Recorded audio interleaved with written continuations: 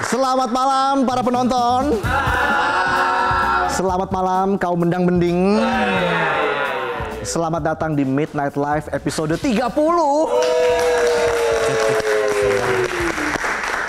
Ya, tidak terasa banyak cerita hingga episode 30 ini ya. Mulai dari liga korupsi sampai isu disomasi. Tapi saya masih di sini untuk memberikan informasi. Tidak hanya soal korupsi, yang penting bisa bikin pejabat nakal risih.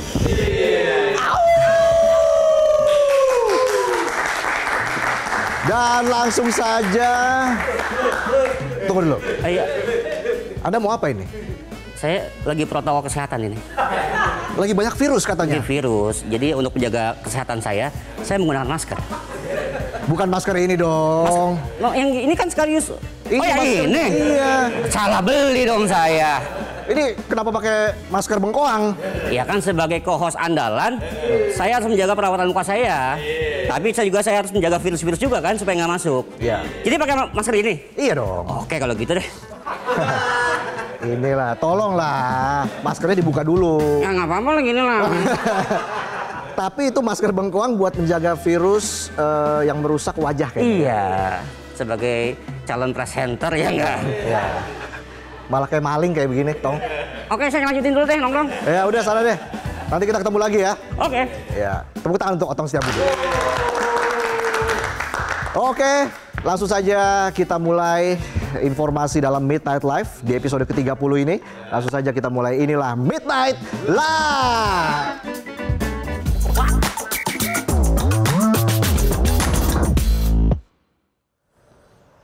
Kita mulai dari informasi yang pertama soal ibadah haji menjelang Idul Adha. Katanya pergi haji itu panggilan. Tapi tahun 2025 ini banyak juga calon jemaah yang justru datang ke kantor travel buat tanya apakah uang haji furodah akan dikembalikan. Inilah kisah kisruh haji furodah 2025 yang lebih berantakan dari reuni mantan. Bahkan lebih bikin nangis dari lihat saldo akhir bulan.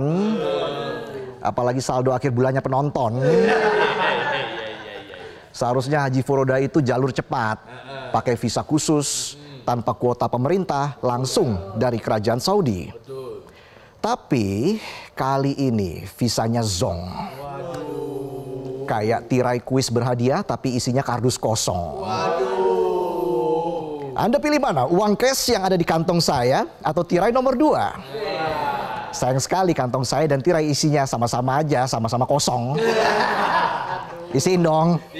Bisa aja saya. Jadi begini ceritanya begini. Para calon jemaah haji furodah ini udah nabung belasan tahun. Ada yang jual sawah, sewa tanah, pinjem koper. Bahkan ada yang sampai nggak mau top up diamond buat anaknya main epep. Harapannya tinggi buat pergi ke Tanah Suci. Tapi yang turun bukan berkah, tapi kabar buruk dari grup WA dan laman berita. Mohon maaf, visa furodah tidak terbit.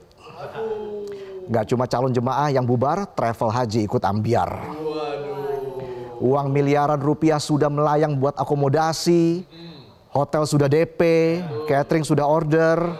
Ujungnya travel malah order tisu buat persiapan nangis bareng. Ya, memang kisruh haji furodah ini bukan tanggung jawab langsung pemerintah, tapi apapun problem warga semestinya pemerintah bisa memberi jawaban yang menenangkan. Minimal warga nggak khawatir uang yang sudah dikumpulkan hilang tanpa kejelasan. Kemenak jangan cuma bilang, bukan hanya Indonesia yang gagal, negara lain juga gagal dan itu di luar kuasa kami. Kalau Kemenak aja bilang kisruh di luar kuasa kami, terus jemaah harus tanya siapa? Tanya ChatGPT. Apa tanya SimSimi? Tahu nggak SimSimi? Itu aplikasi chatting yang buat saya tanya. Sementara itu Kemenlu bilang visa furodah itu tanggung jawab Arab Saudi. Ya bener sih. Tapi panjenengan kan Menteri Luar Negeri.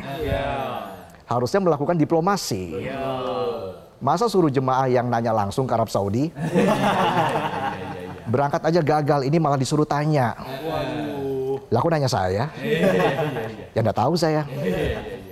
Menanggapi kisruh Haji Furoda, anggota Komisi 8 DPR RI fraksi Partai Nasdem, Dini Rahmania bilang, ini bukan hanya soal visa, ini soal amanah dan perlindungan terhadap hak ibadah umat. Negara tidak boleh abai. YLKI pun mendesak agar refund dijamin dan jemaah dimanusiakan.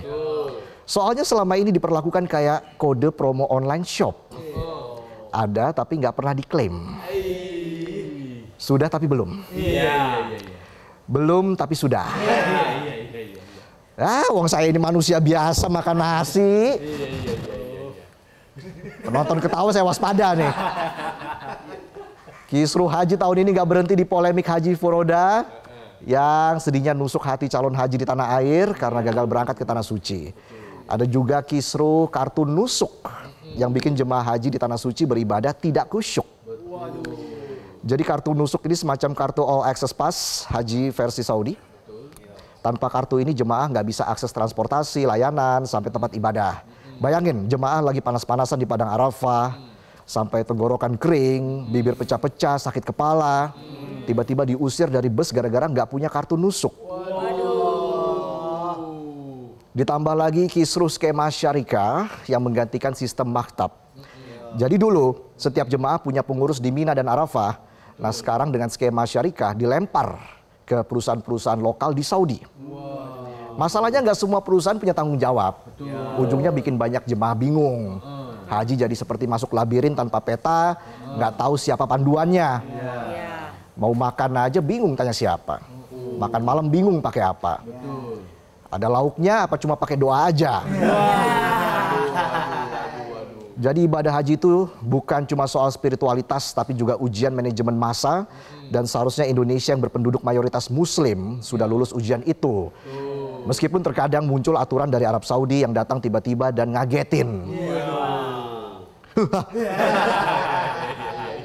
Jangan sampai jemaah haji kita terganggu ibadahnya dan lupa berdoa untuk dirinya dan kerabatnya karena sibuk dengan urusan administrasi dan birokrasi. Untuk yang gagal berangkat haji, wajar bersedih, tapi ingat niat Anda sudah sangat mulia. Semoga Yang Maha Kuasa mencatat kebaikan Anda. Amin. Dan buat yang sudah berada di tanah suci, tetap jaga niat, jangan sampai kekusyukan Anda dibikin rusak cuma karena kartu dan skema baru. Semoga tahun depan kita nggak bikin berita kisruh haji ini lagi. Karena momen haji yang harus viral itu bukan kisruhnya, tapi kusyuknya. Amin. Kita lanjut lagi. Dari soal haji yang menjadi kebutuhan rohani, kita geser ke problem jasmani yang kembali diuji. Jadi di tahun 2025 tantangan datang bertubi-tubi. Belum selesai berurusan dengan tantangan ekonomi, perubahan iklim, konflik global, urusan asli apa palsu. Emang apa yang asli atau palsu? Duit. Kan duit ada yang asli, ada yang palsu. Ijazah juga ada. Kali ini kita dihadapkan lagi dengan virus yang sempat bikin dunia lumpuh. Ya di tahun ini COVID muncul lagi. Kayak mantan yang tiba-tiba datang di nikahan padahal nggak diundang. Pakai cipika-cipiki lagi. Gue siram Zupasup loh. Gurih-gurih loh. Bisa aja saya. Balik lagi ke COVID. Jadi di Asia Tenggara sudah ramai. Thailand lagi panik. Sehari 18.000 kasus naik.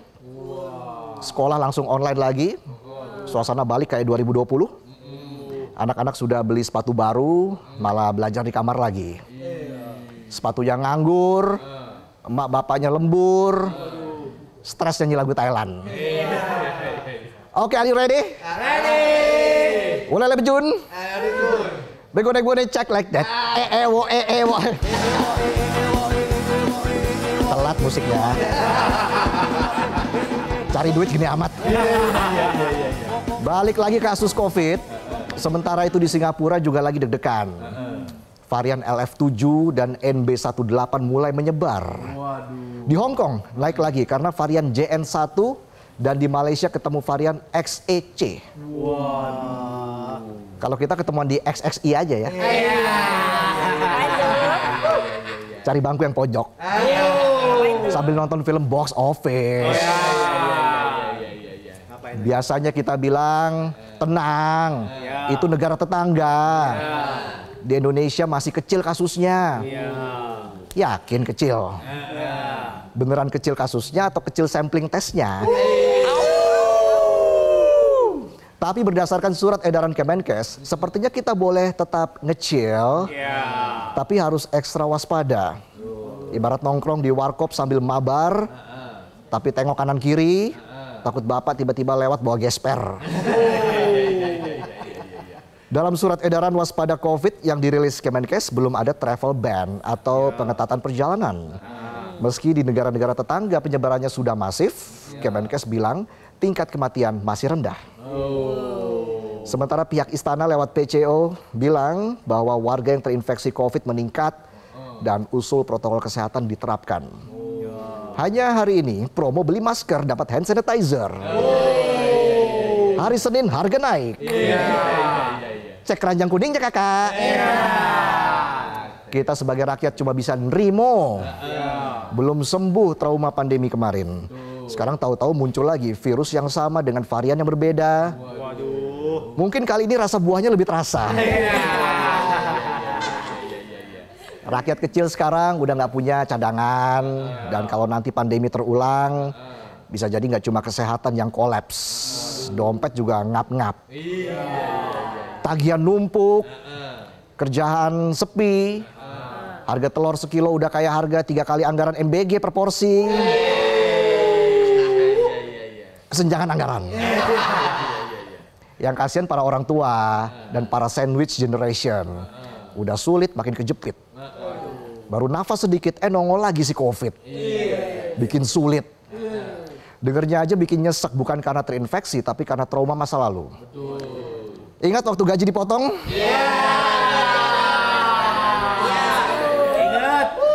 Susah beli ayam potong, tapi masih sering ditodong-todong. Ditodong deadline. Kita minta nih sama pemerintah, jangan cuma bikin surat, tapi harus gerak cepat. Jangan tunggu 1000 kasus baru diurus. Memang berdasarkan data saat ini kasus COVID di Indonesia masih rendah dan terkendali. Kalau datanya benar. Jangan sampai pemerintah tetap nyantai. Ingat, musuh kita virus, bukan opini yang bisa selesai dengan klarifikasi. Apalagi pakai intimidasi. Dan intinya rakyat itu manusia yang punya nyawa, bukan sekedar angka dan persentase data. Perlu langkah mitigasi, butuh pemerintah yang peduli dan melindungi. Jangan sampai nama situsnya Peduli Lindungi. Pemerintahnya gerak tunggu nanti. Jadi buat pemerintah, mari kita belajar dari kesalahan dan buat seluruh warga Indonesia tetap waspada. Jangan lupa jaga kesehatan dan jaga pengeluaran. Jangan sampai jika nanti pandemi datang, di rumah nggak bisa makan kenyang. Oh ya, saya baru ingat. Jangan lupa juga rajin cuci tangan ya. Jangan sampai ujung-ujungnya banyak pihak yang cuci tangan. Kita lanjut ke informasi yang ketiga. Kalau berita pertama soal rohani, berita kedua soal jasmani. Nah, berita yang terakhir ini soal rezeki. Rezeki yang terus dicari-cari biar bisa memenuhi kebutuhan rohani dan jasmani. Muter-muter aja nih naskahnya. Sebelum lebih dalam bahas soal para pejuang rezeki, kita bahas dulu soal jumlah pengangguran di Indonesia. Data dari IMF mengungkap Indonesia mencatatkan tingkat pengangguran sebesar 5% pada tahun 2025. Menempati posisi teratas di antara negara-negara ASEAN. Jika dibandingkan dengan negara tetangga, Filipina berada di posisi kedua dengan 4,5%. Kemudian ada Malaysia 3,2%, Vietnam dan Singapura 2%, dan Thailand 1%. Oke, are you ready? Ready. Mulai lebejun? Ulang lagi kan? Musiknya telat lagi. Ingat, itu data IMF ya. Kalau data versi pemerintah beda. Kata Menaker, ya Shirley, data terbaru Sakernas, survei Angkatan Kerja Nasional, per Februari 2025 nunjukin tingkat pengangguran terbuka 4,76%, turun dari 4,82% di tahun lalu. Ya, sekitar 7,28 juta pengangguran. Nah, loh, ini nih. Bingung saya jadi. Saya jadi bingung. Data Sakernas versus IMF ini persis mantan yang masih ngaku-ngaku pacar. Yang satu bilang jomblo, yang satu lagi udah pamer foto. Mana pakai baju kapal lagi? Yang cowok pakai baju tulisannya King. Yang cewek tulisannya Kong.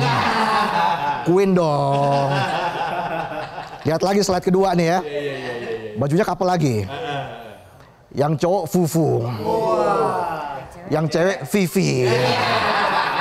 Kan namanya emang Vivi. Fufu Vivi. Bicara soal pengangguran alias para pejuang job fair yang tidak pernah lelah berdarah-darah taruh lamaran meski jarang dapat panggilan. Jadi beberapa waktu lalu saat job fair di Cikarang, ribuan orang langsung ngumpul kayak mau dapat bansos pas pemilu. Antriannya lebih ramai dari viewer konten mandi lumpur tengah malam. Bisa aja saya. Jangan bayangin suasananya kayak pameran otomotif. Yang ada ini orang dempet-dempetan, sumpek panas, ada yang pingsan, kan kasihan. Ini nih satu-satunya pameran yang hadirnya nggak cuma bawa tiket tapi harus bawa map isi CV. Mereka datang dengan dandan rapi, pakai parfum mulai dari aroma malaikat subuh, rona kenanga, mawar pemikat sampai aroma keringat penuh semangat. Menanggapi kisru job fair tersebut, Kemenaker bilang akan memperbaiki sistem. Dari registrasi online sampai jaga jarak. Ya semoga aja jangan cuma di ucapan, tapi di lapangan tetap kejepit di tengah kerumunan. Ironisnya di saat rakyat lagi baper nyari kerja, viral postingan seorang HRD yang makin bikin gundah gulana. Katanya 90% job fair itu cuma formalitas. Katanya perusahaan ikutan karena dipaksa pemerintah padahal lagi nggak butuh tenaga kerja. Drama apa lagi nih? Udah kayak nurutin gebetan makan sushi. Padahal si doi alergi ikan. Ujung-ujungnya nggak dimakan. Cuma buat upload story captionnya Our love like wasabi. Gemes tapi pedes. Usai postingan HRD yang bocorin kalau job fair itu cuma formalitas, Wamenaker murka. Dia bilang job fair itu upaya serius untuk perluasan kerja. Jangan dianggap sandiwara. Ya, semoga semua itu bukan fakta ya. Dan job fair beneran fair buat para pencari kerja. Bukan cuma butuh banyak foto buat laporan ke Dinas Ketenagakerjaan. By the way, anyway, busway.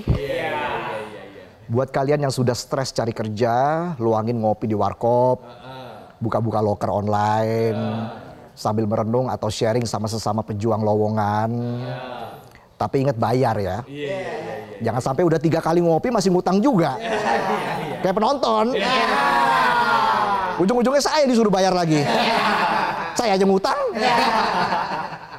Menanggapi ramainya job fair dan tingginya angka pengangguran, muncullah sebuah solusi. Yang penting ada dulu solusinya. Bener apa enggak ya belakangan. Jadi belum lama ini Kemenaker resmi menghapus batas usia dalam syarat melamar kerja. Tentu ini jadi kabar gembira dan sekaligus bencana. Dengan dihapusnya batas usia artinya sekarang yang umur 45 tahun ke atas bisa ngelamar kerja lagi. Di satu sisi bagus buat korban PHK. Tapi di sisi lain kasihan fresh graduate. Saingannya nambah. Gak cuma sesama teman kuliah, tapi ada juga korban PHK ditambah mereka-mereka yang udah nganggur lama. Apalagi yang nganggurnya sejak Orde Lama. Lucu nggak? Ketawa dong. Bantuin saya ini. Intinya kalau kamu sekarang lagi nganggur, tenang aja, kamu nggak sendirian. Ada jutaan di luar sana yang ngalamin hal yang sama. Dan buat Kemenaker, tolong jangan cuma hapus batas usia, tapi hapus juga batas logika dalam kebijakan. Karena yang sedang dicari rakyat itu bukan job fair, tapi fair dalam dapetin job. Ya, itulah sajian pembuka kami di Midnight Live. Boleh tepuk tangannya. Di segmen berikutnya kami punya Sebat. Selasa baca komentar. Jadi tetaplah di Midnight Live.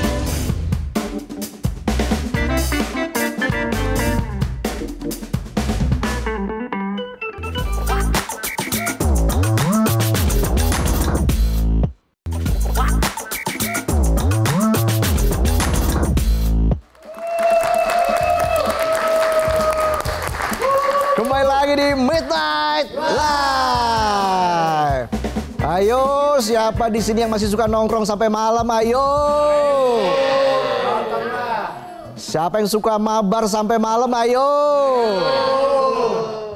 Nanti saya bawa ke barak militer ya.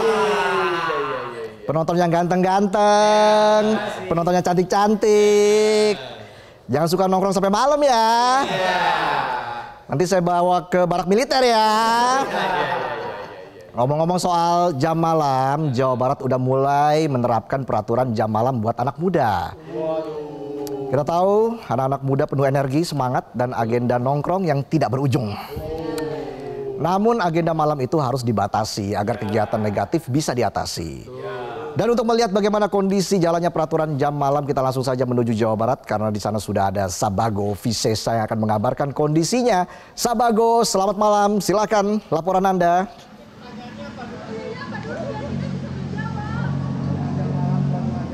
Baik Reza, dan selamat malam Aumania, para pecinta Midnight Live Metro TV dimanapun Anda berada. Saya akan mengajak Anda untuk berjalan-jalan di kota Bandung, terutama ini terkait penerapan jam malam bagi para pelajar di Jawa Barat. Ini dibatasi hanya bisa keluar hingga pukul 9 malam. Peraturan ini merupakan kebijakan dari pemerintah Provinsi Jawa Barat yang sudah mulai diterapkan pada tanggal 1 Juni kemarin.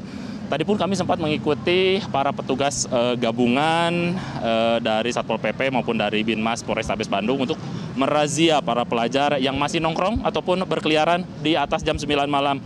Para petugas ini menyisir spot-spot nongkrong di kawasan pusat kota di sepanjang Jalan Braga, Asia Afrika hingga alun-alun kota Bandung. Dan memang Reza, tadi para pelajar yang terjaring razia ini bermacam-macam. Ada yang sedang berpacaran, ada yang sedang sekedar jalan-jalan ataupun nongkrong-nongkrong, mabar mungkin begitu. Dan tadi petugas hanya mendata dan menghimbau untuk segera pulang ke rumahnya masing-masing. Namun nantinya jika kedapati ada pelajar yang nongkrong sambil minum minuman keras ataupun bahkan sambil tawuran begitu, akan langsung dikirim ke barak militer. Dan Reza, kita akan pantau ataupun melihat bagaimana suasana malam hari di Jalan Braga nih. Dan memang Jalan Braga ini tidak pernah sepi begitu ya.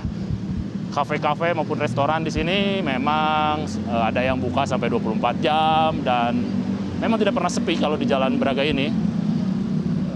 Wisatawan ataupun para pemuda, remaja masih ada yang jalan-jalan, bersuah foto, nongkrong-nongkrong sambil ya untuk menikmati suasana malam di kota Bandung. Dan kita juga ini sudah bersama dengan ini dari mana ini, masih pelajar atau mahasiswa? Oh, mahasiswa itu bukan pelajar ya? Iya.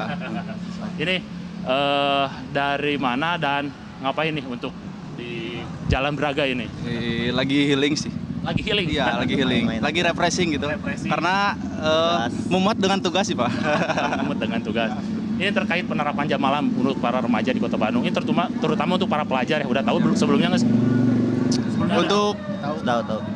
Ini menurut ini teman-teman nih, untuk adik-adik pelajar dibatasi sekarang jam malamnya hingga pukul 9 ini. Pendapatnya bagaimana nih? Ya, menurut saya ya, karena bisa mendorong disiplin lah buat pelajarnya. Kayak misalkan dia tuh tidur lebih cepat, terus mengurangi pengaruh lingkungan negatif juga di luarnya. Karena kan ada banyak kasus di luar tuh kayak tawuran lah di jam malam tuh. Pasti rata-rata tuh banyak pelajar itu. Jadi dengan adanya kebijakan jam 9 tuh pelajar tuh harus di rumah, itu bagus sih menurut saya. Baik. Terima kasih ya ini teman-teman, selamat menikmati malam-malam di di kawasan Braga. Dan memang ini Reza dan juga pemirsa, penerapan peraturan jam malam bagi para pelajar ini menuai pro dan kontra begitu. Ada sebagian masyarakat yang setuju untuk mendidik agar anak lebih disiplin, dan sebagian masyarakat juga ada yang kontra begitu karena membatasi pergaulan dan sosialisasi bagi para remaja ini. Begitu Reza, kembali ke Anda di studio Reza. Oke Sabago, terima kasih atas laporannya. Kita berikan tepuk tangan untuk Sabago. Ya, Sabago Visesa, kita akan nantikan lagi laporan Anda yang lebih komprehensif lagi nanti ya di waktu-waktu yang akan mendatang. Dan tentunya Midnight Live masih akan kembali setelah jeda headline news pukul 23 waktu Indonesia Barat. Jadi tetaplah di Midnight Live. Sendirian. Makan sendirian.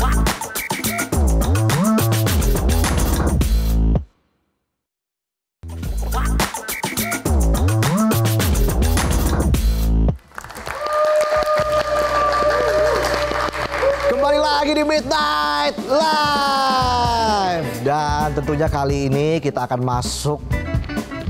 Balik lagi dong. Iya. Habis kelar maskeran tadi kan? Iya. Gimana muka saya? Masih biasa aja kan? Terlihat lebih cerah sih. Wajah boleh cerah. Dompet masih gelap. Jangan dong, semoga cerah juga.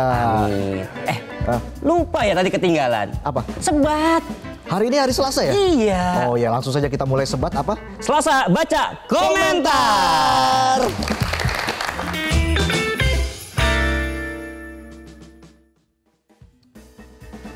Oke, kita mulai sebat nih, Tom. Harus kita mulai sebat. Kita bahas apa hari ini?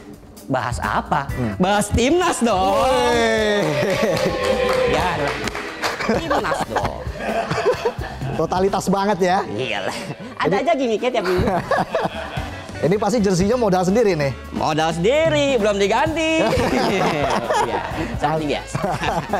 Oke, langsung kita mulai dengan Oke. komentar yang pertama dari netizen, penonton setia Midnight Live. Ada berapa komen yang masuk? Total ada lebih dari 3 komen.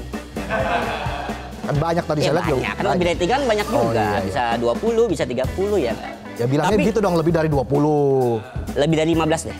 Oh iya. Soalnya 16. Tapi sudah kita filter nih mana yang bagus-bagus nih. Oh, gitu? Yang layak tampil di Midnight Live tentunya. Lucu nggak lucu, yang penting aman. Oke, yang pertama dari @itsme.yan. N-nya ada banyak nih, ada 5. Lagi ngebayangin timnas Indonesia masuk Piala Dunia, satu dunia bakal pecah. Belum lagi TV di mana-mana breaking news. Plus foto pejabat pakai ngucapin selamat pakai foto mereka. Iya. WK. Semoga beneran kejadian. Amin. Dan menjadi satu-satunya perwakilan ASEAN ikut Piala Dunia. Amin. Ya cukup bayangin lolosnya aja ya ke Piala Dunia. Kalau pose foto pejabatnya nggak usah dibayangin. Nanti nggak bisa tidur. Lanjut lagi. Nomor 2 ada dari @penskyless. Kawal sampai Indonesia Raya berkumandang di Amrik tahun 2026.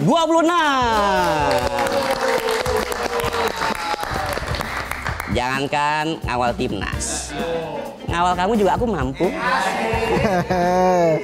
Bisa aja dia. Bisa aja serbet warteg.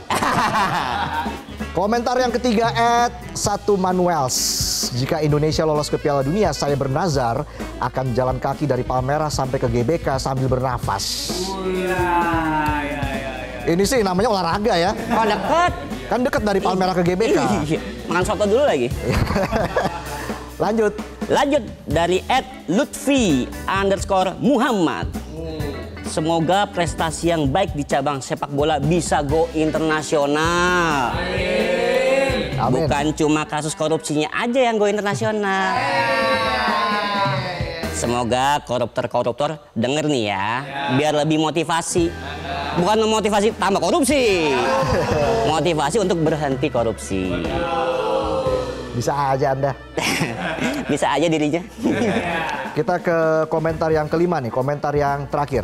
Oh iya benar, komentar yang kelima ya, @altister600. Ubur-ubur ikan tenggiri. Kalau menang ku traktir mie ayam satu negeri. Gue tandain nih. Tandain. @altister 600. Mm-mm. Ininya aja judul namanya aja gratis, 600 gratis kan. Gila. Mau bayarin mie ayam satu negeri. Waduh. Kita tandain ya. Tandain, Bung. Timnas menang satu negeri harus kenyang nih ya. Iya.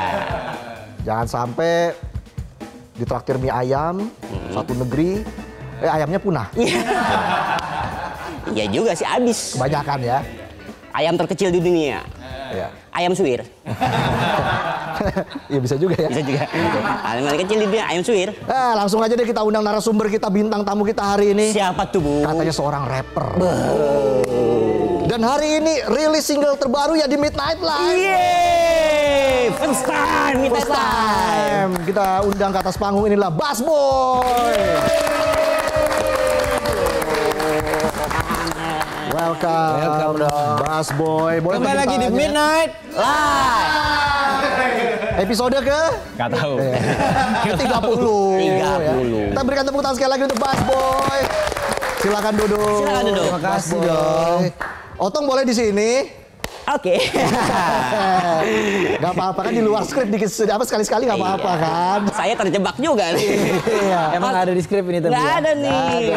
Saya kalah ganteng kalau 11-11 gini. 11-13 lah. Ya jauh itu. sama merah loh. Cakep, Bu. Iya kan? Dukung timnas ya pasti ya. Wajib. Bass Boy Tong, hari ini rilis single terbaru. Alhamdulillah. Judulnya Sendirian. Sendirian, betul. Apakah karena Bass Boy masih sendiri? Iya. Enggak sih, sebetulnya sih kalau secara romansa ya gitu. Tapi saat ini musiknya kembali dikerjain sendirian, rilis sendirian. Kita balik independen. Indie lagi, indie lagi. Indie Oh, lagi. indie lagi. Indie lagi, indie lagi. Kenapa akhirnya beralih Karena ke memang independen? waktu kerjasama sudah habis. Oke. Dan ngerasa kayaknya kemarin mungkin bisa dibilang sekolah lah ya. Kayaknya udah cukup dah sekolahnya gitu. Jadi sekarang kita coba untuk garap sendiri. Belajar dari produksi hingga promosi ya, Sehingga marketing. marketing semuanya kita garap Keren. sendiri. Tapi kenapa pakai nama Bass Boy? Nah, kalau nama Bass Boy sendiri itu dikasih di kampus. Dari sebelum nge-rap. Oke. Oh, pernah kuliah juga ya? Pernah. Alhamdulillah. Alhamdulillah loh. Alhamdulillah. Kuliah itu zaman sekarang udah privilege. Luar biasa loh. Ijazahnya asli kan? Alhamdulillah. Tapi ini lulus dia. Kalau dipertanyakan saya tinggal nunjukin sih. Oke. Gitu. Nggak repot drama-drama kalau saya. Lanjut lagi pertanyaan berikutnya. Oke. Sejak kapan sudah mengenal rap dan hip hop? Iya. Kalau mengenal rap dan hip hop dari SD, Dari SD. SMP juga, yang SD SMP lah.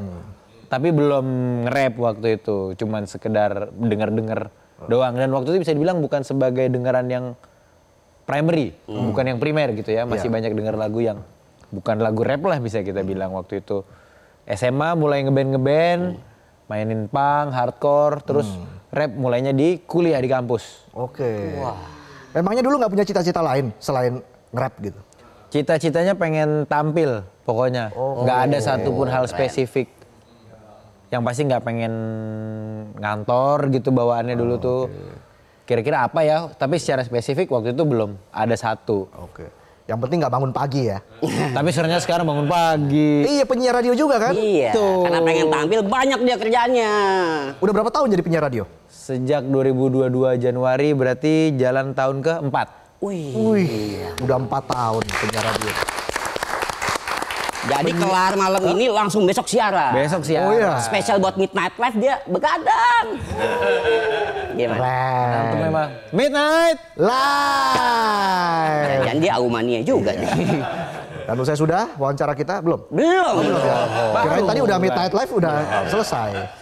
Jadi rapper, ada penyiar radio juga, Dan bekerja kreatif lah. pekerja kreatif produser. Kreatif directing kebanyakan. Kreatif Kalau directing, Aku bukan oke. produser, kebanyakan directing. Oke, itu kan banyak profesinya. Kenapa? Betul. Mau fokus di satu hal saja atau gimana? Karena memang hal-hal itu hal yang kita senengin dan ternyata dapat kepercayaan dari orang-orang juga untuk Iya, iya. dikasih pekerjaan mulai dari yang gratis Oke. sampai jadinya berjenjang. Jadi mulai dibayar sampai terakhir proyek kreatif directing itu untuk PSMS Medan. Wih. Anak bola juga dia. Anak bola juga ya? Bukan Bukan. anak bola. Justru bukan. Bukan anak bola. Anak baju, makanya disuruh ngerjain bajunya kan. Tapi itu tantangan sendiri ya. Sebenarnya nggak bola banget, cuman malah ngerjain klub sepak bola. Betul, karena memang Medan kan kampung halamannya Oke. aku. Oke, itu salah satu bentuk pengabdian lah ya. Betul. Oke, nah terus kalau kita bicara soal rap, hip hop, Yes. zaman sekarang tuh seperti apa perkembangannya menurut Bass Boy? Ini seru banget nih. Karena hari ini rap hip hop makin rame di Indonesia. Kalau di internasional sendiri ya bisa kita lihat sekarang tangga lagu top 40 juga didominasi sama musik rap dan hip hop. Di Indonesia sendiri didominasi sama apa? K-pop. K-pop isinya apa kalau nggak nge-rap dan hip hop? Iya.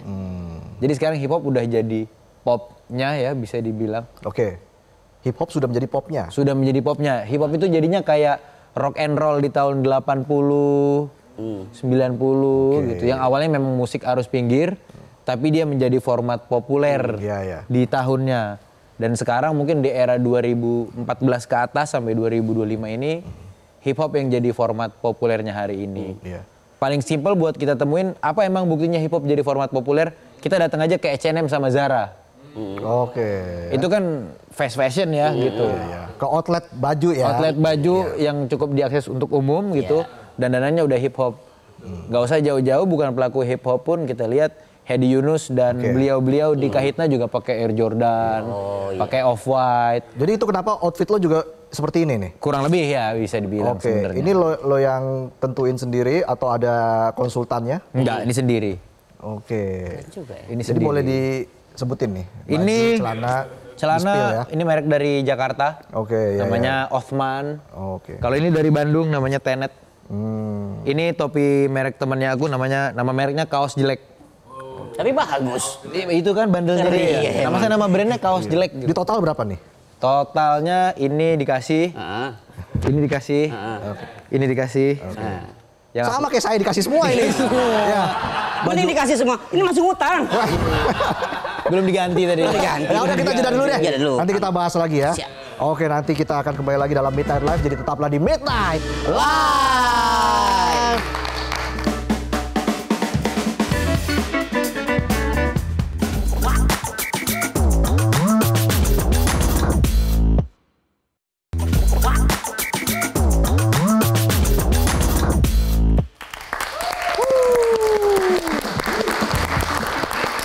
Kembali lagi di Midnight Live. Masih bersama rapper kita, Bass Boy. Susah nggak sih jadi rapper, khususnya kalau nulis naskah, lirik, musik? Enggak, kalau nulisnya enggak susah karena kita seneng kan. Susahnya lebih udahlah WNI seniman pula. Itu susahnya tuh. Masa? Iya dong. Apa yang bikin susah? Pertama seniman nggak bisa KPR. Oke. Iya dong. Ya. Nggak ada bank satupun yang mau nge-approve KPR-nya seniman. Makanya di KTP wirausahawan tulisannya. Nggak salah juga dong. Iya, karena ternyata bisnis adalah seni. Oke. Itu kata-kata hari ini. Kata-kata hari ini. Bisnis adalah seni. Nah, kalau bicara soal dunia rap begitu ya. Bass Boy kan sering berkolaborasi. Ya. Pernah berkolaborasi dengan Andin, Betul. Salma, Salsabil. Betul. Sampai di Adams ya. Sampai di Adam. Ada niat untuk berkolaborasi dengan rapper-rapper yang lebih senior misalnya, yang lebih old school atau Pastinya atau dong. rapper-rapper underground. Pastinya dong. Pastinya pengen banget.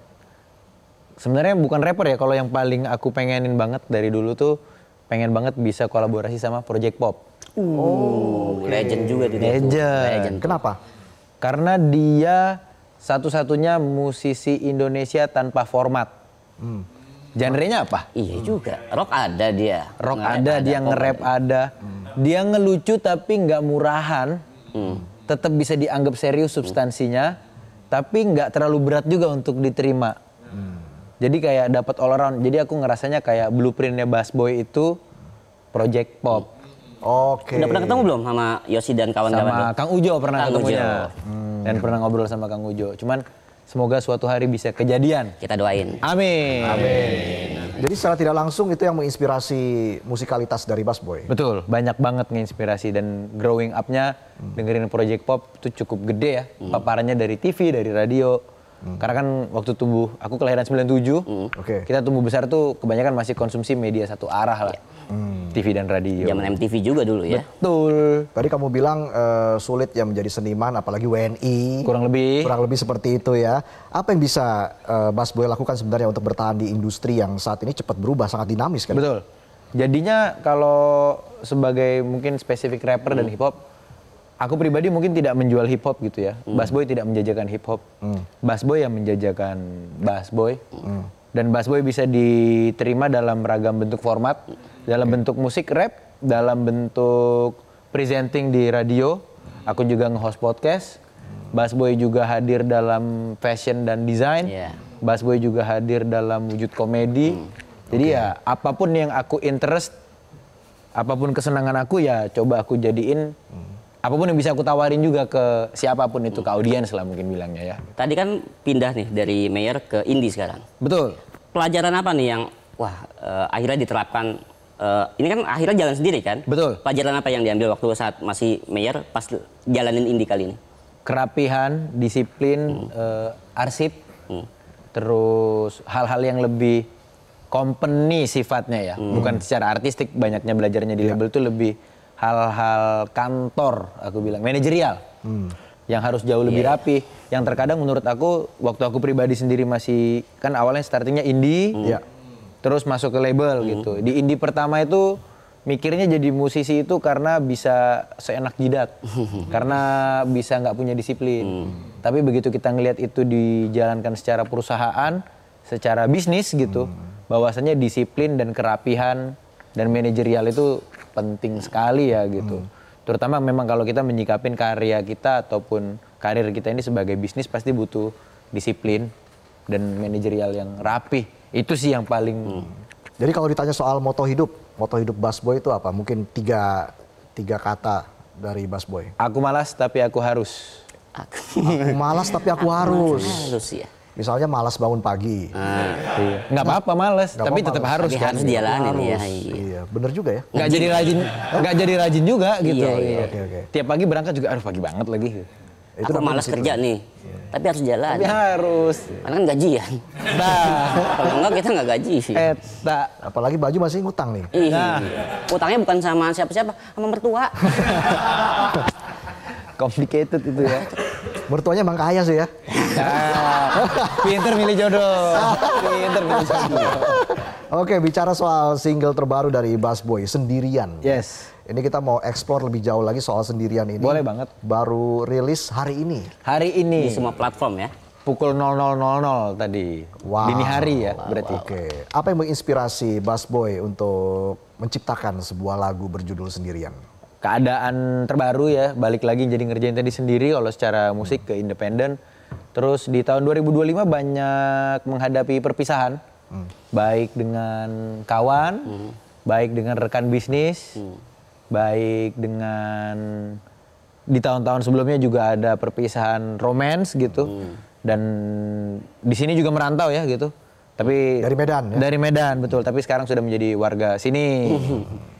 Cuman balik lagi basicnya adalah seorang perantau gitu, yang mana datang ke tanah orang sendirian dan ngerasa akhirnya rasa sendiri yang selama ini aku takut adalah hal yang memang tidak bisa dihindarkan ya.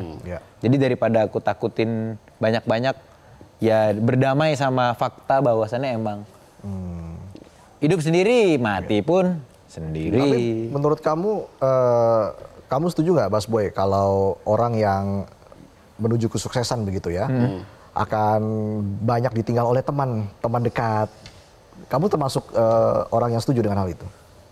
Sejauh ini cukup merasakan, tapi tidak dalam kata banyak mungkin ya. Tapi berpisah sama lingkungan-lingkungan lama yang dulu cukup akrab, itu tetap terasa. Mungkin tidak banyak gitu jumlah kepalanya untuk kita rasakan berpisah. Karena mungkin beruntungnya aku juga lingkungan-lingkungan teman-teman sebelumnya dari belum bermusik pun sangat suportif bisa aku bilang gitu. Baik. Tapi perpisahan-perpisahan itu memang nggak bisa dihindarin.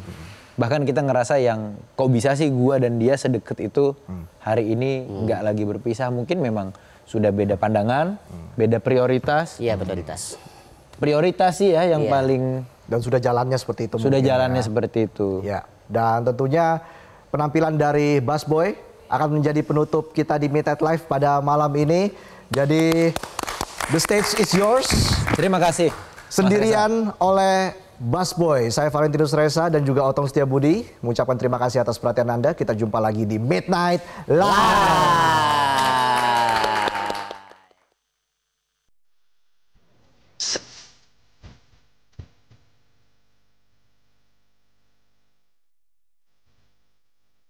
Sendirian.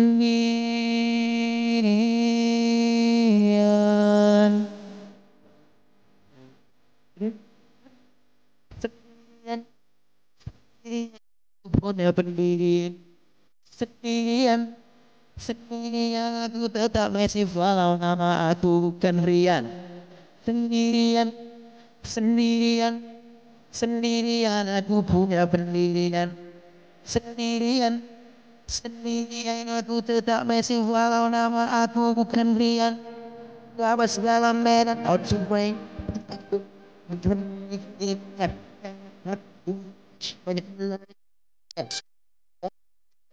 Montes lewat dan jam tak punya merah.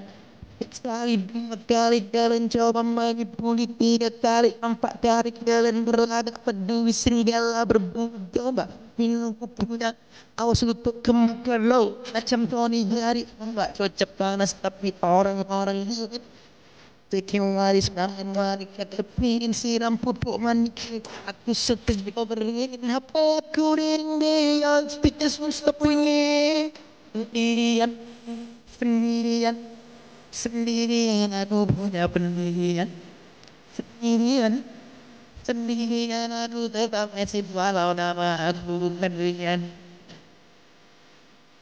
sendirian sendirian aku punya pendirian sendirian sendirian aku tetap masih walau nama aku pendirian Out of me start singing, out of me start ringing, out of me start singing, out of me start ringing, out of me start, out of me start, out of me start, out of me start, out of me start singing, out of me start ringing, out of me start singing, out of me start, out of me start, out of me start. Jelajahi cara baru mendapatkan informasi. Download Metro TV Extend sekarang.